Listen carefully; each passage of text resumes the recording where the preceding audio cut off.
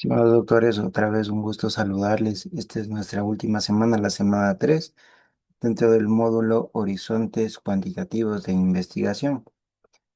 A lo largo de estas semanas, pues hemos visto algunos conceptos básicos sobre los métodos cuantitativos de investigación, herramientas que tal vez nos podrían servir.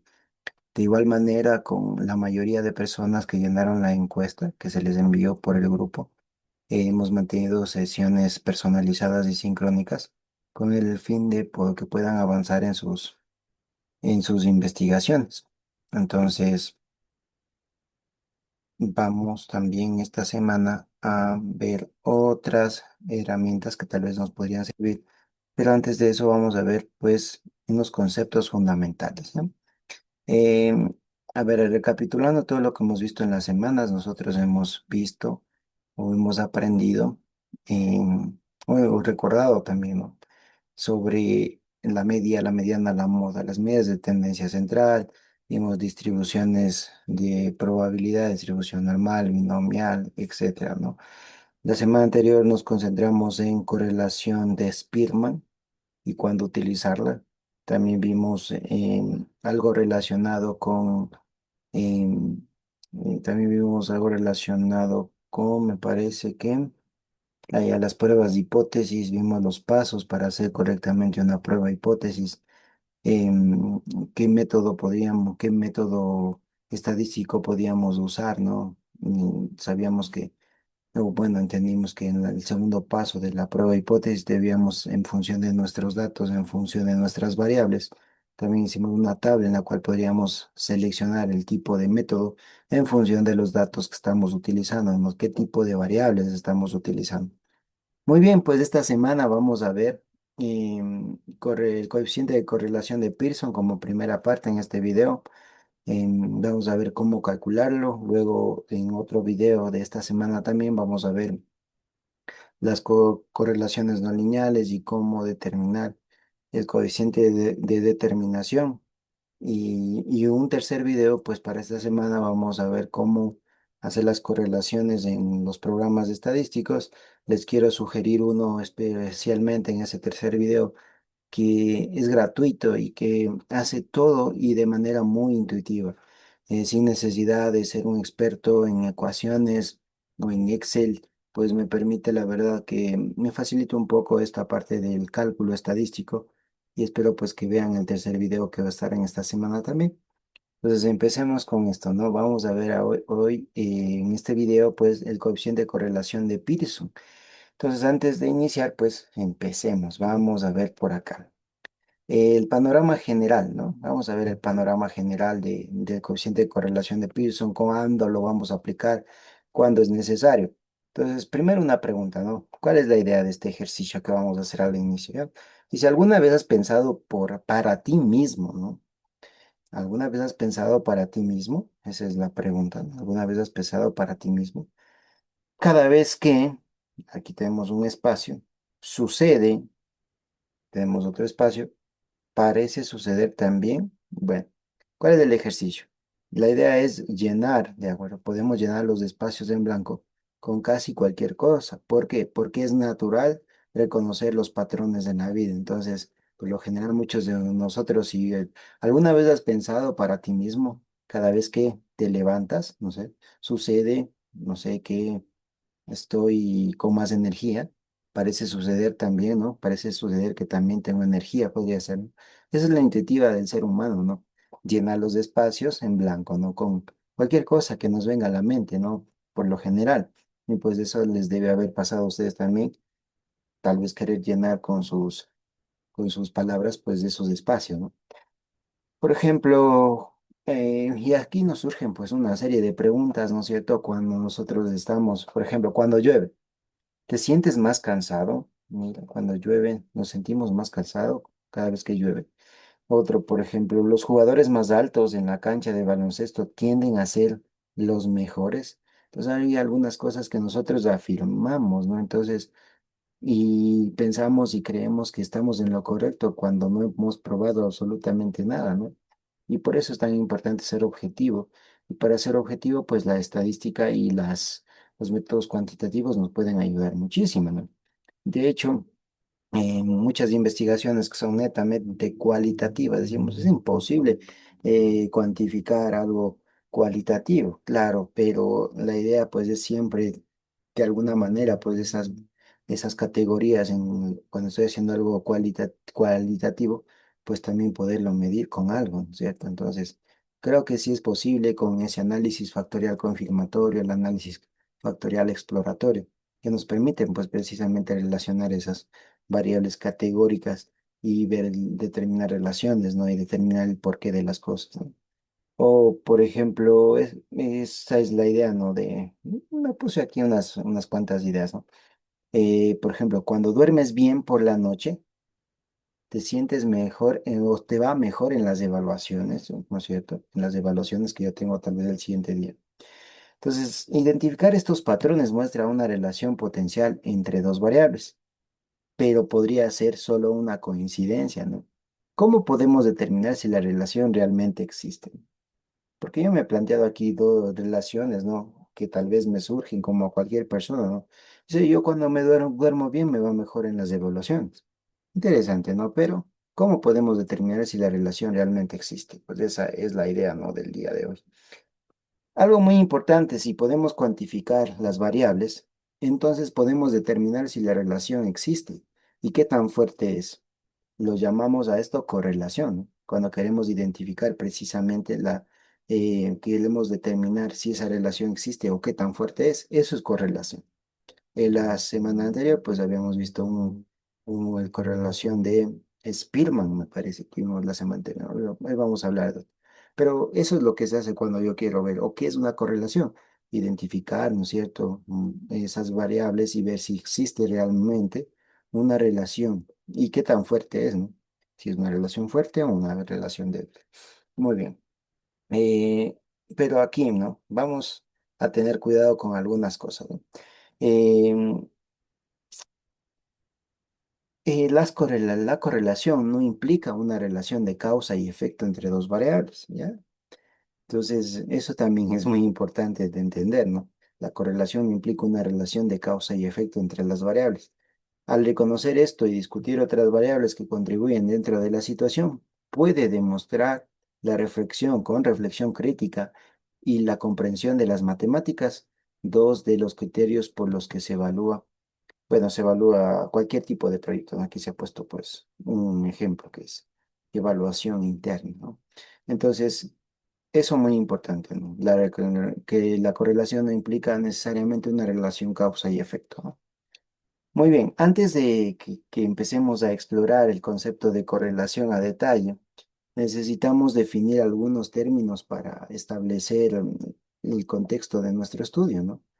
Analizaremos las correlaciones de datos bivariantes, es decir, datos que se recopilan en pares, ¿no? Que es por lo general tenemos, ¿no? Por ejemplo, cuando nosotros tenemos un punto X y Y, a veces pues hablamos que el eje X, ¿no es cierto?, es la variable independiente, ¿no es cierto?, que se traza a lo largo del eje horizontal.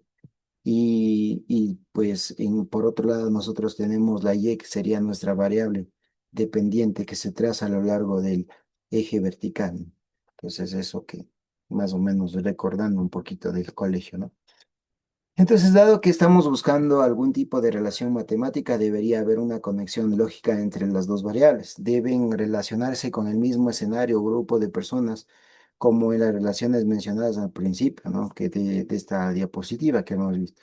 Sería significativo tratar de encontrar una relación entre el número de niños en 20 familias que viven en Quetzal, Austria. Esto es el ejemplo, ¿no? Austria, y el número de bicicletas vendidas en negocios locales en Estocolmo, Suecia. A ver, imaginen. ¿Cuál es la idea, no? A ver, analicemos esta pregunta, ¿no? Sería significativo, mira, tratar de encontrar una relación entre el número de niños en 20 familias que viven en Quetzal, en Queen Island, Australia, y el número de bicicletas vendidas en 20 los negocios locales en Estocolmo, Suecia. Es posible que encuentre conjuntos de datos que muestren una relación matemática, pero debe usar la discreción para interpretar adecuadamente esta relación en contexto, ¿no? Claro, ¿no? Entonces, pueda que yo encuentre una relación, pero no necesariamente, pues, va a ser, si no analizo el contexto tampoco, pues no va a tener ningún sentido, digamos, ¿no? Bueno, el subtema trata sobre la determinación de las relaciones entre variables. ¿Cómo puedes determinar si hay una relación significativa entre las dos variables? Si lo hay, ¿cómo puedes modelar esa relación para usarla para hacer predicciones? Ese es nuestro principal, em, eh, lo que mueve a un investigador, ¿no? Tener un modelo, en este caso de investigación cuantitativa y la cualitativa también, tener un modelo para poder identificar precisamente y hacer predicciones, ¿de acuerdo?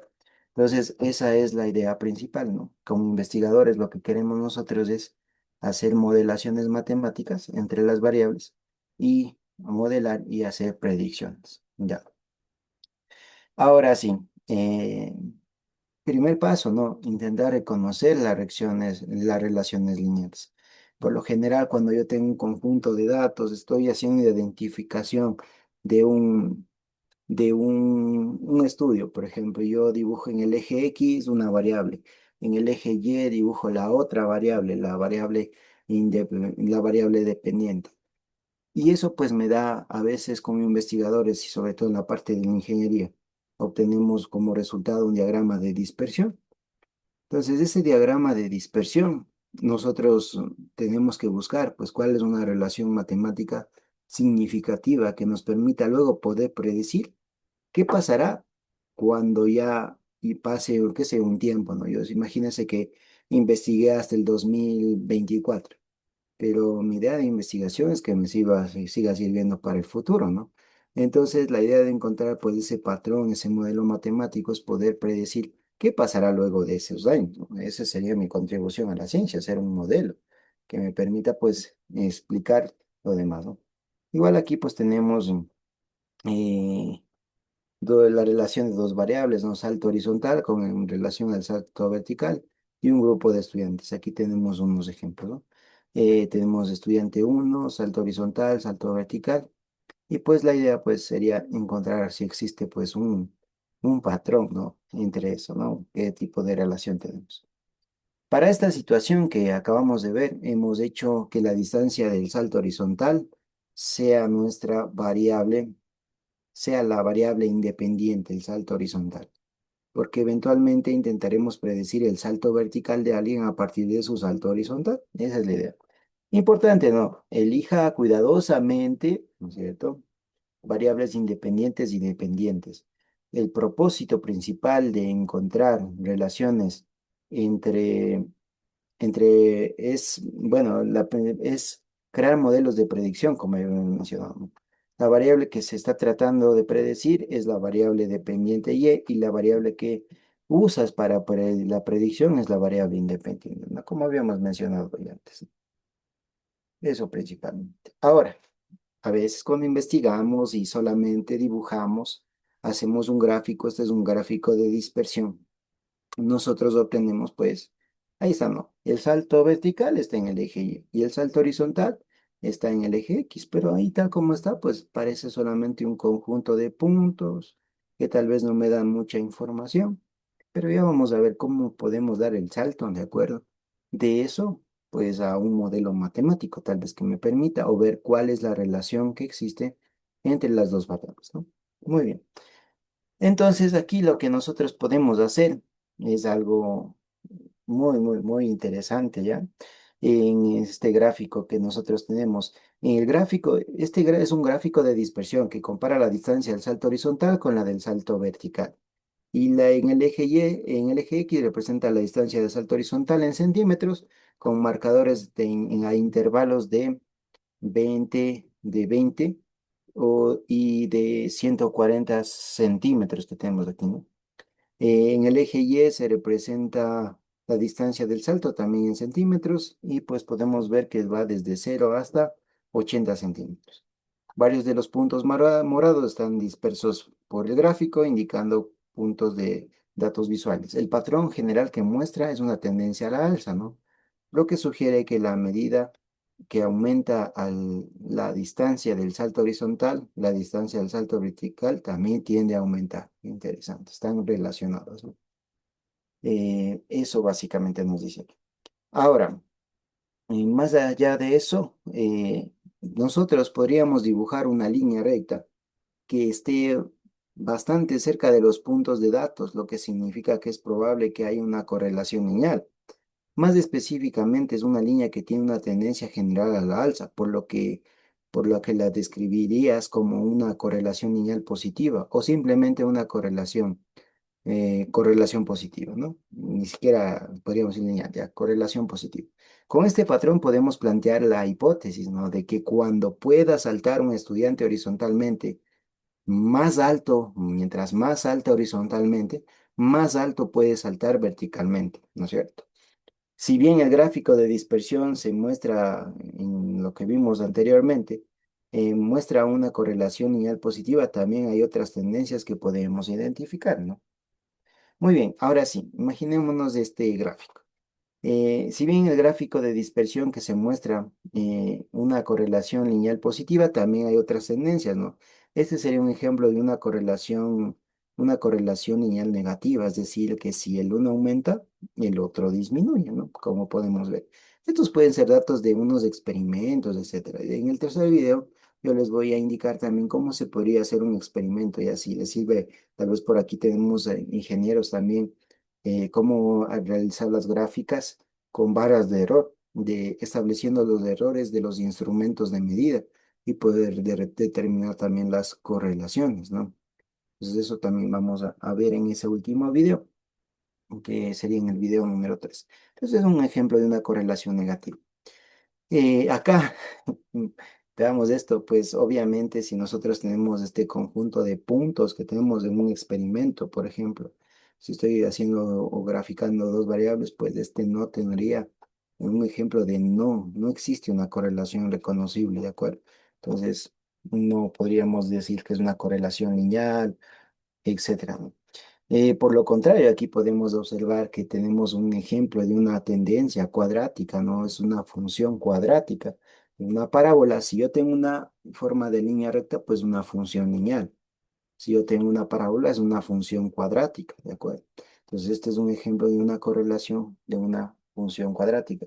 Por acá tenemos un tipo de tendencia exponencial, ¿no? Entonces, mientras voy aumentando los valores hacia la derecha, pues va aumentando mis valores de manera exponencial en la zona vertical, ¿no? Muy bien. ¿Qué más? Estimando la línea de mejor ajuste a los ojos. ¿Qué es eso?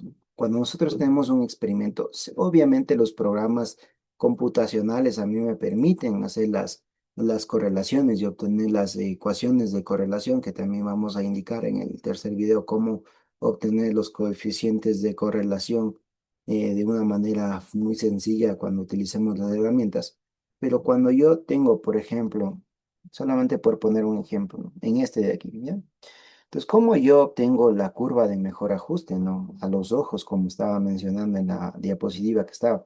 La idea es, pues, encontrar una ecuación, bueno, una recta, en este caso, una relación lineal, de tal manera que tome en cuenta la mayoría de los puntos, ¿de acuerdo? Entonces, ¿qué es lo que se hace para encontrar la curva de mejor ajuste? Si estuviera yo haciéndole, qué sé yo, un experimento, un examen ya en el cual me permite que establezca una ecuación que modele pues a este patrón que podemos ver aquí, ¿no? No podemos dejarle así en unos puntos nada más. Nosotros debemos encontrar la función que se describe que describe esta ecuación. Entonces, ¿cuál es la idea? Este punto, por ejemplo, tiene una coordenada en X y en Y, digamos X1 y Y1. Este punto tiene una coordenada en X y en Y, pongamos X2 y Y2. Este punto tiene pues también unas coordenadas tanto en X como Y, en X3 y Y3. Y así sucesivamente. Cada puntito tiene una coordenada en X y en Y. Y así sucesivamente hasta el número infinito de puntos que yo tengo. Entonces, ¿cuál es la idea? Sumar las X, ¿no? Si yo sumo las X y divido para el número de X, es decir, sacar el promedio de las X, ¿ya? Yo tengo aquí mi X promedio, ¿ya? De las X. Y tengo aquí mi promedio de las Y. Yo voy a tener un punto de referencia.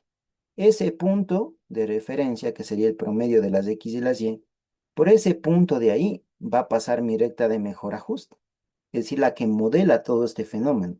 Y la idea es que esa recta, pues, de mejor ajuste es la que va a tener casi cantidad de puntos, tanto sobre como abajo de ella, de manera similar. Es decir, que si acá arriba tengo, qué sé yo, 20 puntos, acá abajo de la recta voy a tener de manera similar unos 20 puntos. Pero este punto es muy importante, ¿ya? Que es el punto medio, o sea, el promedio de las X y el promedio de las Y. Y obviamente, como de matemáticas, algo tal vez nos acordamos un poquito. Entonces, esta curva de mejor ajuste, que es la que pasa por ese punto promedio de X y además sobre ese punto, arriba de ese punto y abajo de ese punto, tiene la misma cantidad de datos. El poder calcular la ecuación de esto, que es, imagínese que yo, ¿y cómo se calcula la ecuación de esto? Con la fórmula, ¿no? Y es igual a mx más b, ¿no? Donde la m es la pendiente y la b es el punto de corte, por ejemplo. Aquí el punto de corte sería como 5. Y la pendiente sería negativa porque tiene esa inclinación. Pero más allá de eso, el momento que yo encuentre la función claro, la función de la línea de tendencia esta, que si imaginémonos que me sale menos 4x más 5, yo puedo predecir estas cosas, ¿no? Yo puedo saber exactamente, qué sé yo, para 2,5 ¿cuánto es? Entonces solo cojo aquí y le reemplazo aquí para 2,5 en mi función y obtengo los valores. Eso es lo que me permite hacer un modelo matemático de regresión lineal, ¿de acuerdo? Entonces, establecerlo, encontrar la ecuación y poder con eso predecir algunas cosas. Pero lo que quiero que se lleven de esta explicación es que si yo tengo, por ejemplo, una tendencia así lineal, puntos de mi experimento, yo puedo calcular el promedio de las X y el promedio de las Y, y con eso voy a obtener un punto, ¿ya? Trazo una recta por ese punto de tal manera que me quede la misma cantidad de puntos por arriba de la recta como la misma cantidad de puntos aproximadamente, ¿no? Por abajo de la recta. Si me queda arriba 18 y abajo 19, pues chévere. Esa es una buena aproximación si yo no tengo un programa, ¿no? Entonces, eso sería como que hacer una buena aproximación y estaríamos obteniendo el modelo matemático de cómo se va modelando ese fenómeno, ¿no? Entonces, interesantísimo, ¿no? Muy bien, aquí tendríamos igual una función cuadrática, etcétera, pero cómo determinarla también ya con los programas es más fácil. Yo les había indicado para la lineal. Esta de acá es la exponencial y pues como les había mencionado, ¿no? La idea de hacer la línea de mejor ajuste pues es determinando pues precisamente ese punto de los promedios de X y Y y por ahí pasa la recta, ¿no? De hecho, pues siguiendo un poco el ejercicio que estábamos haciendo, ¿no? Resulta que nosotros teníamos, en ese ejercicio teníamos unas coordenadas, ¿no? En el ejercicio de los saltos que estábamos viendo. Entonces yo tenía, pues aquí saco el promedio de las X y saco el promedio de las Y. El promedio de las X es 180 y el promedio de las Y es 40,9. Interesantísimo. Entonces, este es el punto medio, digamos. Y por ese punto que le llamamos M, por ahí hacemos la distribución. Miren, miren lo que hace, ¿ya? Entonces, con eso, pues yo, con ese ejercicio de saltar, ¿no? Verticalmente y horizontalmente que estábamos viendo, yo calculo el promedio de las X y de las Y. El promedio de las X era este valor y el promedio de las Y este era valor. Me sale este punto. Y por ese punto hago que pase, ¿quién? La recta de mejor ajuste, que es esta de rojo que está aquí, que es esta que estoy volviendo a pasar. ¿Ya? Entonces, esa recta de mejor ajuste que está ahí dibujada, ¿no es cierto? Si nos fijamos, va a tener casi la misma cantidad de puntos por arriba que puntos por abajo. Esa es la clave. Y de igual manera, pues yo puedo determinar pues su ecuación, ¿ya? Que era la función lineal, ¿no? Y es igual a mx más b, donde m es la pendiente y la b es el punto de corte con el eje y. Por ejemplo, ¿qué logro o qué gano teniendo esto? Esta ecuación, que sería el modelo matemático ya de mi fenómeno. Qué sé yo, por ejemplo, ahorita un simple ejercicio estaba comparando la relación entre el salto horizontal y el salto vertical.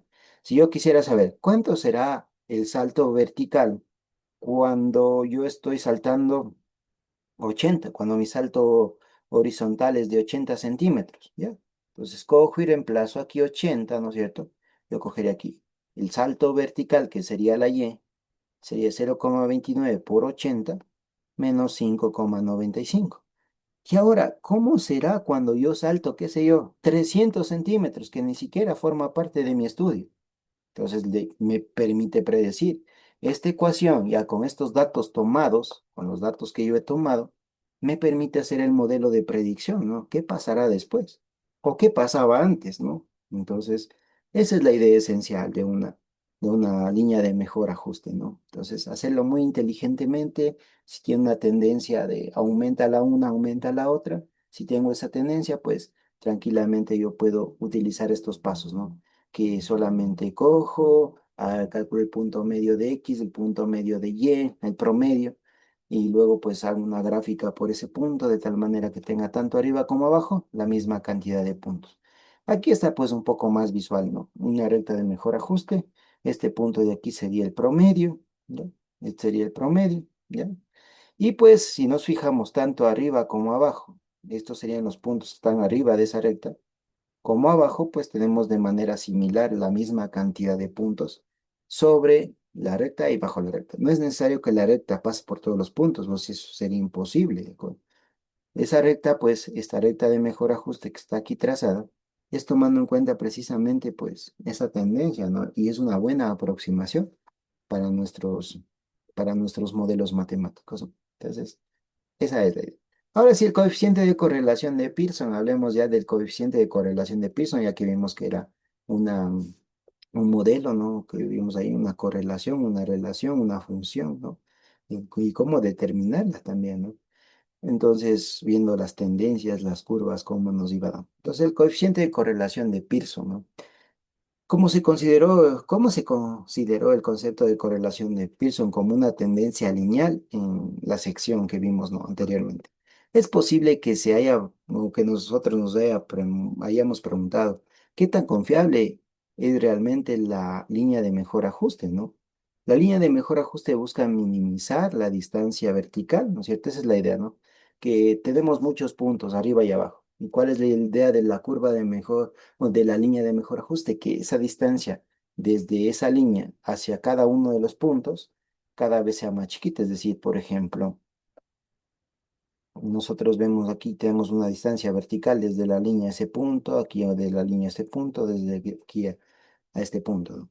Y la recta o la curva de mejor ajuste precisamente es la que minimiza esa distancia. No hay otra mejor que eso, ¿de acuerdo? Tal vez si yo hago otra recta a mi criterio, pues esa distancia entre cada uno de esos puntos tal vez va a ser más grande, ¿no? Entonces la idea es pues de minimizar eso, ¿no? Para analizar esa diferencia, ¿no? Para analizar qué tan bien está esa diferencia con respecto a la recta de mejor ajuste, buscamos medir la fuerza de correlación. Y ahí es para medir esa distancia, ¿no? Para ver qué tan bien está esa curva, para ver si en realidad mi modelo está bien definido. Para eso me sirve el coeficiente de correlación de Pearson. Y ese coeficiente de correlación de Pearson se lo nota como R, ¿de acuerdo? Esto a menudo, pues, simplemente como Pearson, se conoce como Pearson o coeficiente de correlación de Pearson. El coeficiente de correlación de Pearson varía entre -1 y 1, ¿ya? Donde uno es una correlación lineal positiva y perfecta, básicamente. Es decir, que si la una, como estábamos viendo, ¿no? De antes, es decir, si una variable aumenta, la otra también aumenta. Esa es una correlación positiva, ¿de acuerdo? Es una relación directa entre las dos variables, ¿no? Entonces, si yo tengo uno o cercano al número uno, que sé yo, un R, un coeficiente de correlación de Pearson de 0,8, mi relación es fuerte. Y si aumenta una variable, aumenta también la otra. En cambio, si yo tengo un valor negativo, -1, es una correlación lineal negativa, ¿de acuerdo? Perfecta negativa. Es decir, que si el uno aumenta, pues el otro disminuye, ¿no? Básicamente. Imaginémonos que estamos viendo, eh, comparando, qué sé yo, el- la cantidad de homicidios versus la cantidad de población, ¿no? Entonces, si aumenta los homicidios, pues disminuye la población. Esa es una relación inversa, ¿no? Y R, pues, significa que no hay correlación lineal. No se puede dibujar ninguna recta de mejor ajuste, digamos, que se ajuste mejor. No existe. Entonces, si yo quiero ver si está bien mi relación lineal, si en realidad puedo decir que esta esta función de lineal que voy a hacer, pues sería adecuada para mi modelo, pues calculando el coeficiente de correlación de Pearson sería adecuado, ¿no? Decir sí, por supuesto, si me sirve o no me sirve. Cuando más cerca del más menos uno estamos, ¿no? Cuando la correlación lineal es más fuerte, ¿no? Un R de 0,8 de menos 0,8 se dice que es fuerte, la correlación lineal positiva negativa.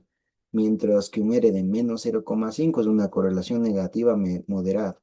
Y una R, por ejemplo, de 0,3, una correlación lineal positiva, pero débil. Algunos típicos valores de R que tenemos ahí. Vamos a verlos también en unos gráficos de dispersión que se muestran en las siguientes figuras. Por ejemplo, aquí tenemos, ¿no? Podemos observar que la una variable aumenta, pero la otra disminuye, ¿no? Entonces la del eje vertical está aumentando y la del eje horizontal conforme disminuye, perdón, la del eje vertical, va disminuyendo la del eje vertical, la del eje horizontal va aumentando. Entonces está hacia abajo, disminuye, pero está hacia la derecha, está aumentando, ¿no? Los valores, ¿no? De 2 se llegó casi al 10. Entonces esa sería una correlación lineal perfecta negativo, como tenemos aquí. Ahora por acá tenemos pues una correlación lineal como la que tenemos por aquí, un ejemplito. También, antes de pasarnos, lo que podríamos decir de la imagen es un gráfico de dispersión que muestra una correlación lineal negativa perfecta, ¿no? Donde en el eje X representa valores numéricos que estaban del 0 al 12 y aumentando en intervalos de 2 en 2, mientras en el eje Y representa valores numéricos del 0 al 10, aumentando de 2 en 2 también. Los puntos forman una línea recta desde la parte superior izquierda hasta la parte inferior derecha, lo que indica una correlación lineal. Negativa perfecta con un coeficiente de correlación de Pearson, R igual a -1. Los puntos de los datos comienzan aproximadamente 1,1 y descienden uniformemente hasta aproximadamente el 11,1 que tenemos ahí. Ahora sí tenemos el siguiente, pues una correlación lineal negativa moderada, un R de -0,5. Lo que podemos observar de ahí es que si disminuye una variable, aumenta la otra, ¿no? Es una relación inversa. Cuando es una relación inversa, el coeficiente de correlación de Pearson es negativo. Entonces, esta imagen de gráfico de dispersión que se muestra una correlación lineal negativa con un coeficiente de R de -0,5. En el eje horizontal, pues tenemos las mismas variables que teníamos. Los puntos de los datos están dispersos por la parcela, como podemos ver aquí, como por ese diagrama. Se distribuyen en una tendencia descendente de izquierda a derecha, lo que ilustra una correlación negativa, ¿no? A medida que los valores están en el eje X aumenta y los valores de Y disminuyen, ¿no? Lo que indica que a medida que una variable aumenta, la otra disminuye, como vemos, ¿no? Aquí tenemos pues una correlación lineal positiva, fuerte positiva, ¿no? De 0,8, como podemos observar. De ahí también tocaría realizar la recta del mejor ajuste, ¿no? Los puntos de datos comienzan de abajo en el lado izquierdo del gráfico y aumentan hacia la derecha, mostrando una correlación positiva. Eso indica que a medida de que los valores en X aumentan, los valores de Y también aumentan. Es un patrón lineal que tenemos ahí. Y pues acá tenemos una correlación lineal positiva y además perfecta, ¿no?